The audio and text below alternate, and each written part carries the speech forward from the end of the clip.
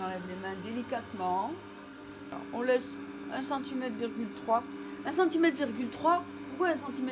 Parce que grosso modo, après, on va laisser 3-4 mm d'épaisseur quand on tournasse, ce qui fait que ça nous donne la possibilité de faire un pied qui fasse 8 mm, parce que quand on coupe, on perd à peu près 1 mm aussi. Hein, donc, on va faire un petit pied, quoi.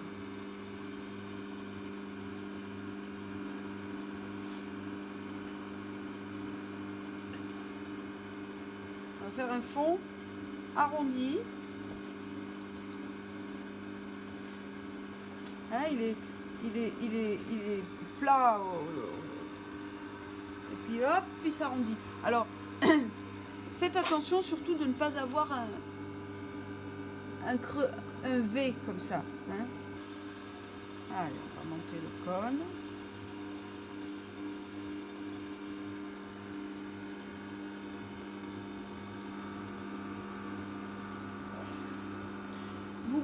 Vous commencez à le faire, mais dans chaque mouvement, on est en permanence à l'écoute de ce qui se passe, à l'écoute de la terre.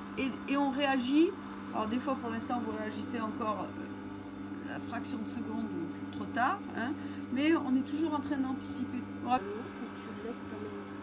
C'est la pression entre cette zone-là ici, de la tranche de l'index et le pouce, hein, là et là, qui affine ma terre, qui la fait monter, et c'est ça qui fait monter ma main. Donc la sensation que vous devez avoir finalement, c'est que c'est la terre qui fait monter votre main. Alors bien évidemment, c'est la pression des deux doigts. C'est ça. Et c'est pas je tire.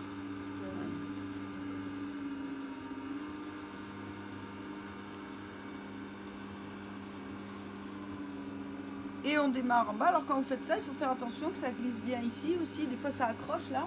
Et alors on amorce des micro-vrilles. Hein. Donc prenez ce temps de préparation. Et on amorce un petit creux. Et on monte la main gauche. Et là déjà la main droite, elle relâche sa pression. Pas complètement, mais un petit peu.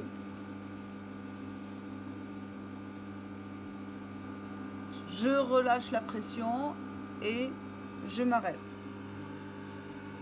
Pour l'instant, vous, des fois, le bourrelet, il est vraiment beaucoup à l'extérieur. Hein. C'est parce que, c'est pas grave, mais ça veut dire que vraiment, il faut s'arrêter et refermer. Mais ça veut dire que vous n'avez pas relâché suffisamment la pression. Donc, et c'est normal, parce que c'est difficile.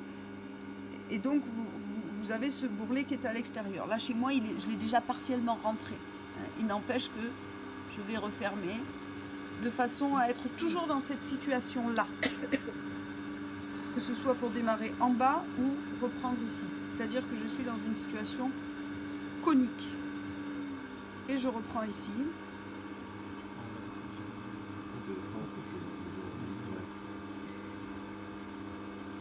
Et je monte. Mais pas trop. Hein ?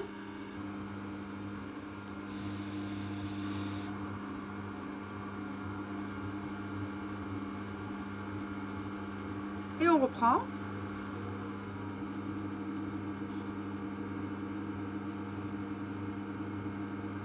Mais je ne laisse pas le fond se rétrécir, n'est-ce pas? Ma main gauche, elle est active. Et je relâche. Hop. Vous avez vu ce bourrelet là? Il aimerait bien aller à l'extérieur. Ben non, je ne le laisse pas. Et pour ne pas le laisser, la main gauche, elle cède un peu à l'intérieur. Alors que elle ne fait pas de pression, mais elle n'a pas le droit de se laisser repousser, sauf ici. Là, elle se laisse un petit peu repousser. Hop, c'est juste à la fin. Oui, à la fin, pour atténuer ce bourrelet. Et on referme. Et on arrange toujours le bord. Très important. Je reprends un peu en dessous de là où je m'étais arrêtée.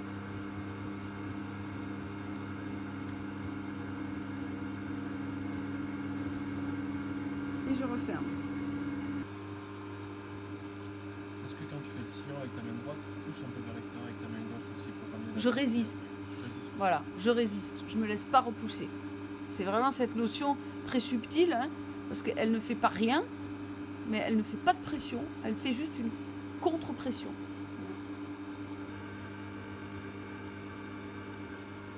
Donc je touche l'arrondi du fond et dans la continuité, là, doigt face à face, hein, entre la main intérieure et la main extérieure, dans la continuité, j'amorce un galbe, un arrondi. Mais alors mon corps est toujours dans une attitude tendue vers le haut.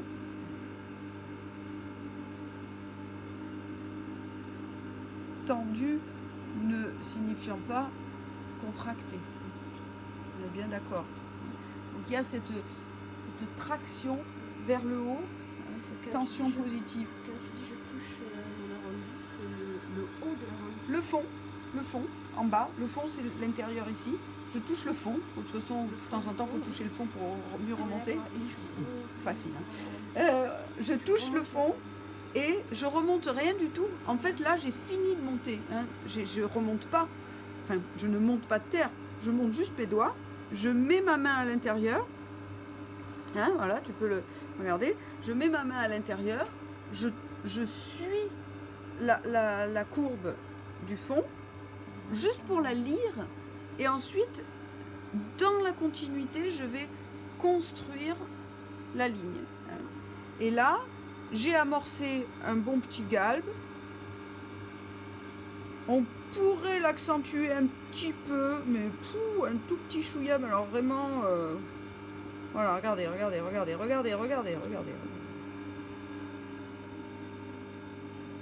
Et là, déjà, j'ai rétrogradé la pression vers l'extérieur.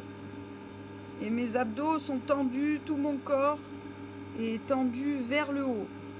Parce que on doit aller à l'encontre de la force gravitationnelle qui est accentuée par la giration.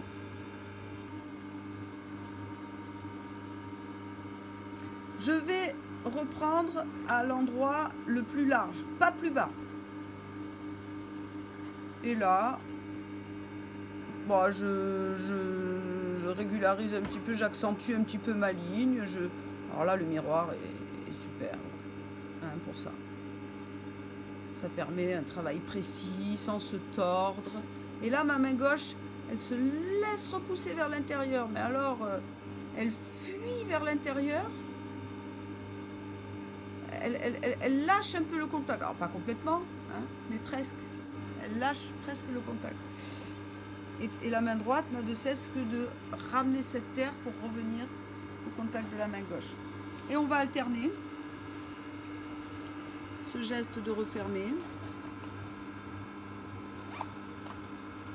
et ce geste-ci, qui est le même geste que pour faire la forme ou pour monter la terre, si ce n'est que la main gauche se laisse repousser et la main droite va même un peu remonter le long de la main gauche. Alors la main droite, d'habitude, elle n'a pas le droit. Hein. Là, c'est le seul moment où elle a le droit de remonter le long de la main gauche. Donc, elle en profite tant qu'elle peut.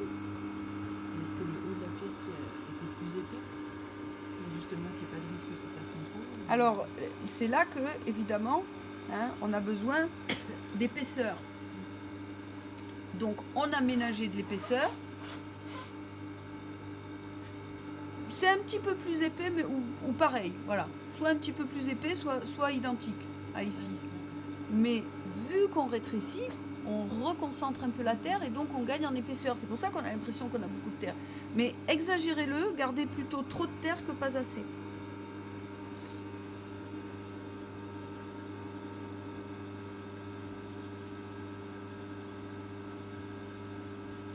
Parce que vous verrez que c'est là que vous allez vous faire plaisir. Parce que là, c'est hyper plaisant hein, quand on a de la réserve de terre et une terre bien ferme. C'est-à-dire que depuis le début, on a bien tenu ce bord ferme, épais, etc. Et là, c'est un réel bonheur parce qu'on construit la ligne hein, en même temps que l'on referme.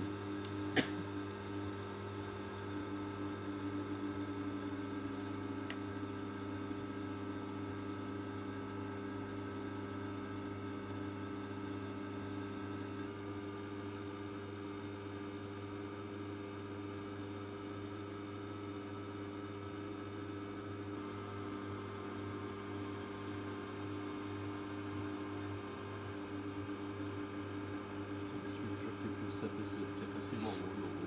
Absolument.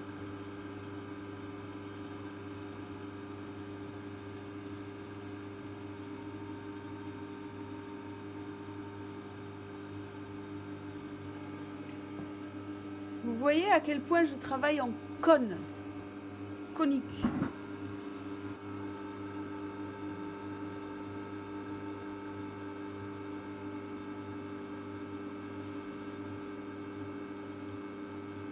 En fait, vous voyez, ça se fait dans un geste. C'est pour ça que je reviens ici, hop, pour vraiment la parfaire.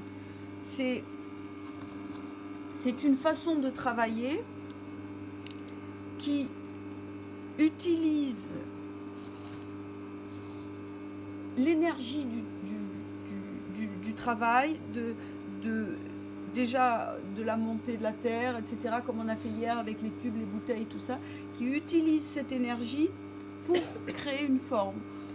Vous verrez des potiers tourner cette même forme similaire en apparence, en tournant un tube beaucoup plus haut, en prenant une estèque, et après en faisant comme surtout avec la faïence, on voit ça, et après en faisant...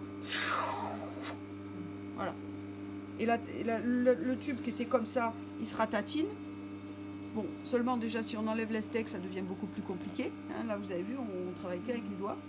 Et on aura une forme qui n'aura pas la même énergie, qui n'aura pas la même tension.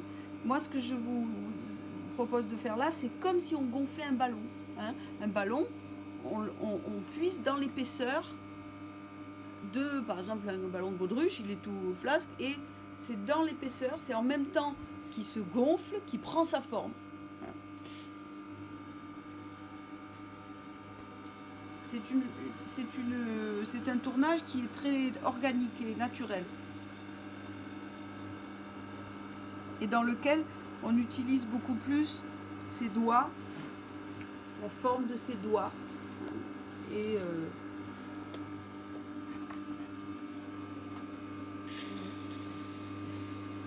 ce qui amène à faire des pièces qui sont différentes selon les doigts qu'on a.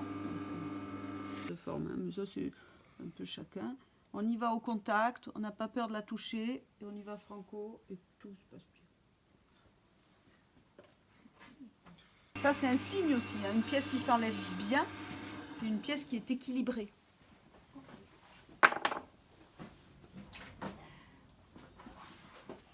Voilà, 900 grammes.